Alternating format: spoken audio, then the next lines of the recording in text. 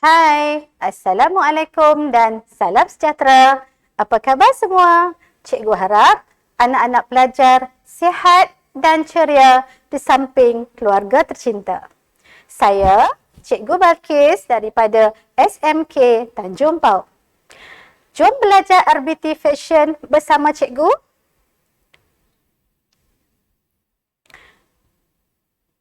Di dalam standard 5.2, para pelajar seharusnya dapat mentakrifkan reka bentuk fashion.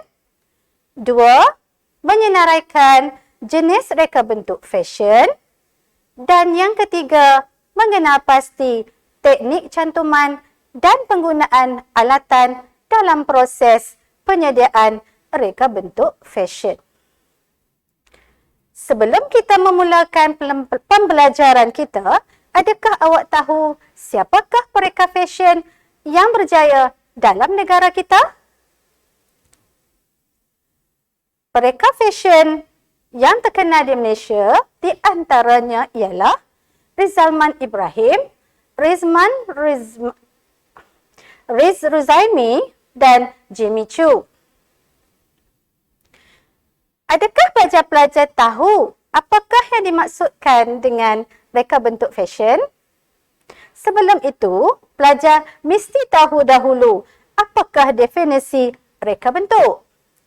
Baiklah, definisi reka bentuk. Reka bentuk adalah proses menterjemah idea dan kreativiti bagi menghasilkan sesuatu produk. Jom kita lihat pula apakah maksud fashion. Fashion adalah gaya atau style serta tingkah laku yang diterima dan menjadi popular pada satu-satu masa. Fashion juga merujuk kepada apa-apa sahaja yang berkaitan dengan perkembangan trend semasa dan terdahulu dalam bidang reka bentuk pakaian, aksesori dan hiasan rumah. Fashion juga mencerminkan budaya dan simbolik kepada inovasi dalam sesebuah masyarakat. Baiklah, sekarang kita lihat pula definisi reka bentuk fashion.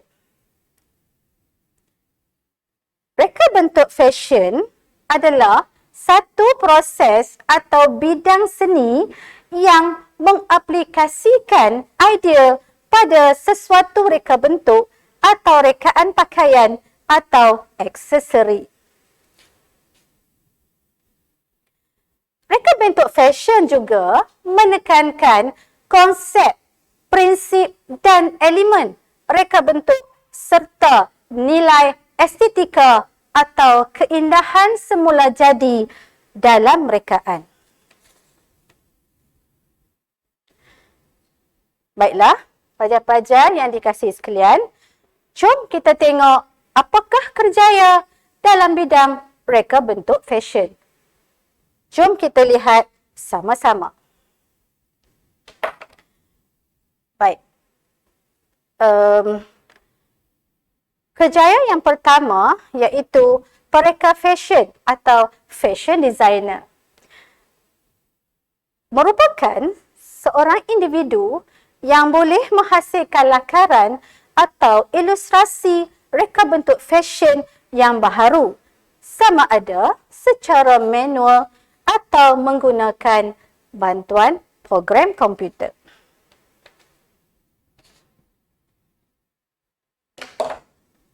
Yang kedua, kerjaya yang kedua adalah merupakan peramal fashion, iaitu merupakan individu yang terlibat dalam membuat ramalan trend fashion yang akan popular.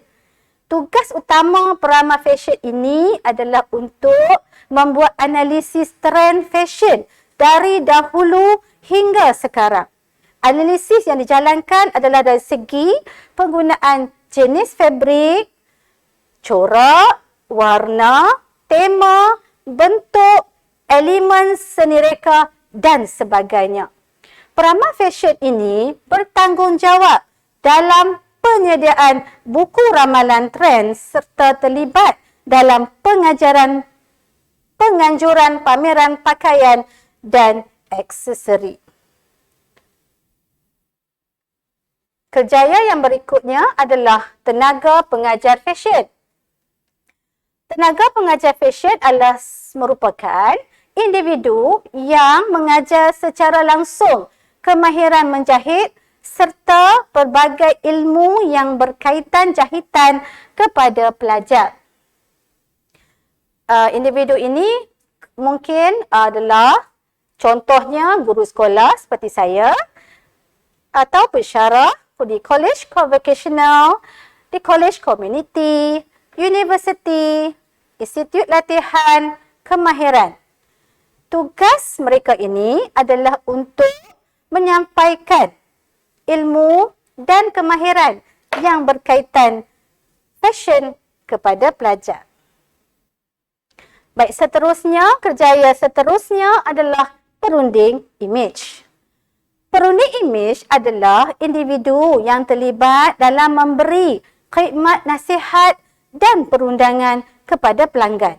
Bertindak sebagai penata gaya bagi meningkatkan imej dan personaliti pelanggan.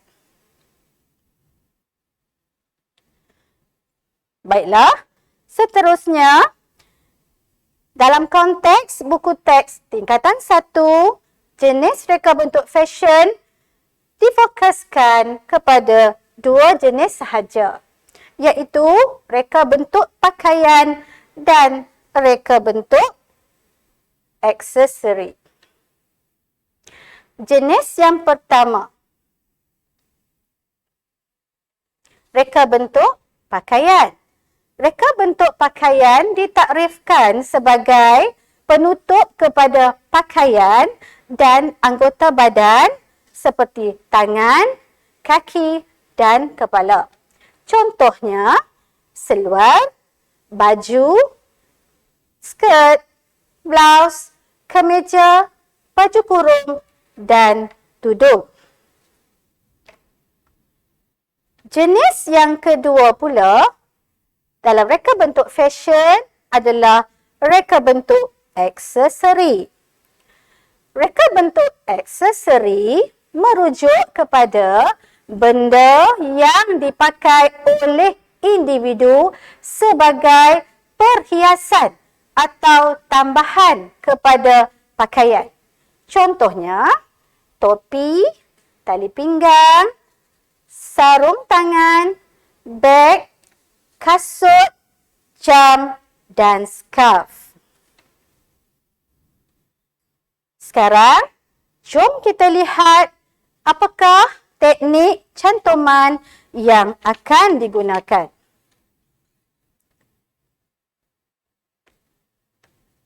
Teknik cantuman yang akan digunakan ada 4 kaedah. Sebelum itu, mari kita lihat sama-sama apakah yang dimaksudkan dengan cantuman. Cantuman ialah proses mencantum, menyambung atau menyatukan kepingan fabrik atau bahan lain bagi menghasilkan produk reka bentuk fashion. Proses mencantum ini boleh dibuat dengan pelbagai kaedah seperti berikut. Ada 4 kaedah yang digunakan, ya, anak-anak pelajar sekalian.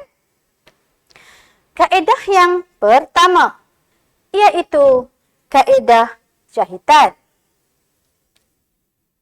Teknik cantuman digunakan dalam reka bentuk pakaian dengan menggunakan kaedah jahitan boleh dibuat sama ada dengan menggunakan jahitan tangan atau jahitan mesin. Penggunaan kaedah ini adalah lebih praktikal kerana cantumannya adalah lebih kukuh, sekata dan kemas. Jenis kaedah cantuman yang kedua iaitu kaedah sulaman. Bagi kaedah sulaman digunakan untuk tujuan hiasan bagi menyelahkan lagi keindahan dan nilai estetika pada reka bentuk fashion. Pelbagai jenis sulaman boleh dibuat seperti sulaman manik, ribbon, labuci, benang dan aplik. Kaedah cantuman yang ketiga iaitu kaedah tampalan. Kaedah tampalan ini digunakan untuk menampal susunan bahan seperti manik, ribbon, fabrik dokoh mutiara, butang dan hiasan lain pada reka bentuk fashion. Bahan-bahan tersebut boleh ditampal dengan menggunakan gam khas, iaitu sama ada pelajar-pelajar boleh menggunakan gam fabrik, gam panas, cecair lilin dan gam serbaguna. Sebagai contoh, tampalan ribbon pada kasut serta tampalan batu dan manik hiasan pada beg.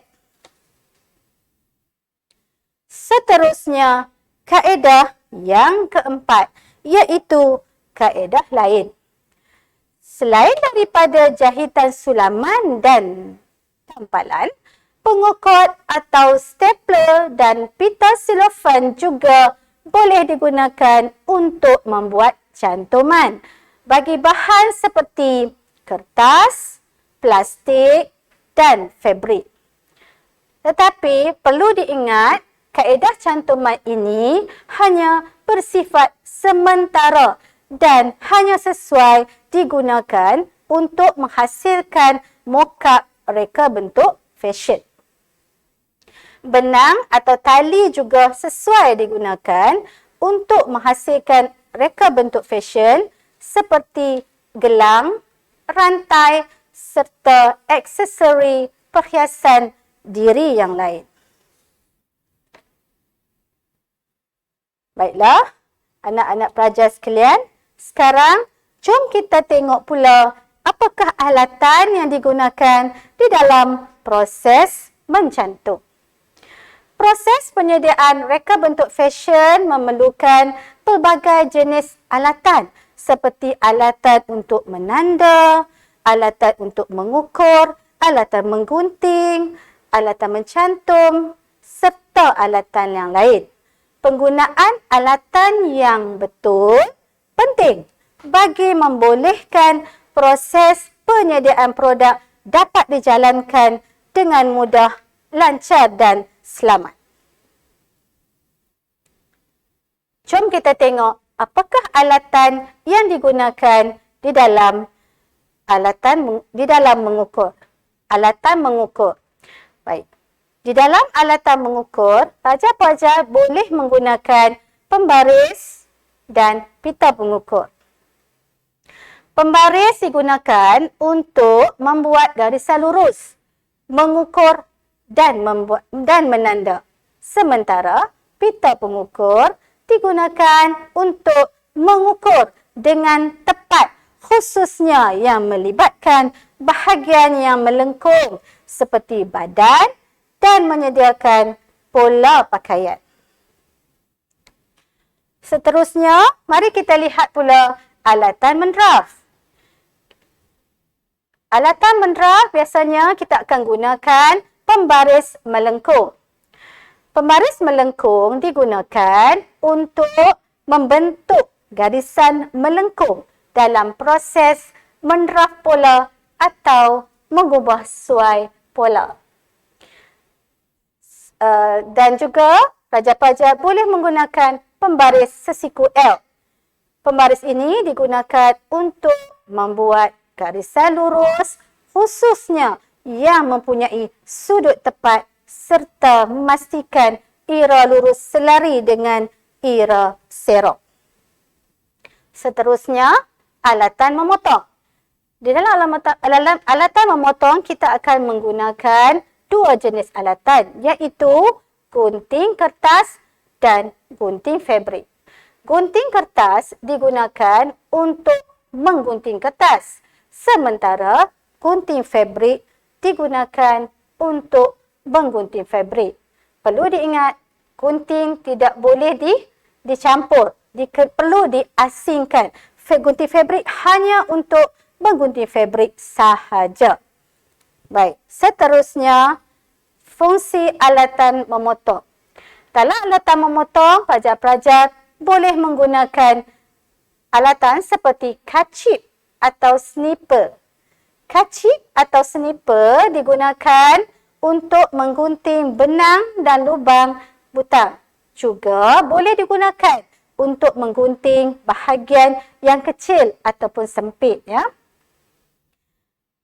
Dan juga pelajar boleh menggunakan penetas. Penetas ini digunakan untuk membuka jahitan yang tersilap dan juga boleh guna untuk menebuk lubang butang. Seterusnya, alatan menanda. Alatan menanda kita akan gunakan roda surih dan kertas karbon. Roda surih dan kertas karbon digunakan bersama untuk memindahkan garis pemadam ke fabrik, memindahkan tanda dan garis dalam kerja membuat penyesuaian pola. Sementara jarum peniti digunakan untuk menyemat pola pada fabrik dan menetapkan kepingan fabrik sebelum menjahit. Baik, seterusnya pensel tukang jahit. Pensel tukang jahit digunakan untuk menanda, menulis dan membuat garisan penanda pada kertas dan fabrik. Boleh juga menggunakan kapur penanda untuk menanda garisan, pemadan dan memindahkan garis tanda pola pada fabrik. Seterusnya, alatan menjahit. Dalam alatan menjahit, pelajar-pelajar boleh menggunakan jidal. Jidal ini disarungkan di jari tengah pada tangan yang menjahit untuk mengelakkan jari tercucuk jarum.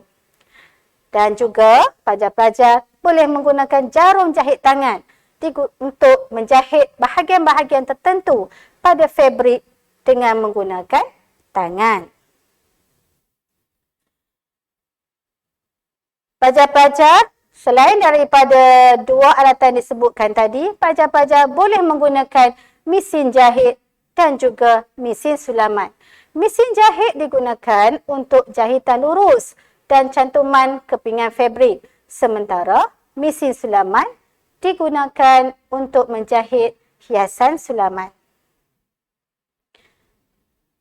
Alatan lain pula yang boleh digunakan adalah tweezer, iaitu digunakan untuk memasukkan benang ke dalam lubang jarum atau memegang batu perhiasan ketika menggunakan cecair lilit. Dan stapler juga boleh digunakan untuk mencantum bahagian kepingan-kepingan kertas, terutama apabila menghasilkan mock-up reka bentuk fashion. Selain itu, pelajar-pelajar boleh juga menggunakan pita selofan untuk mencantum atau melekat. Dan pelajar-pelajar boleh menggunakan pistol perekat panas untuk mencairkan rod perekat panas semasa kerja-kerja menggelu dalam penghasilan mock-up reka bentuk fashion. Baik, di sini cikgu kongsikan sedikit artikel-artikel jahitan yang telah cikgu hasilkan bersama pelajar-pelajar cikgu di SMK Tanjung Pau pada tahun 2020. Iaitu pada tahun lepas. Di antaranya adalah penghasilan emoji daripada kain felt, beg, telefon bimbit daripada kain felt, dan juga beg sandang daripada kain jin. Baiklah, sekian sahaja untuk kali ini. Cikgu ucapkan selamat maju jaya untuk semua. Jumpa lagi. Bye.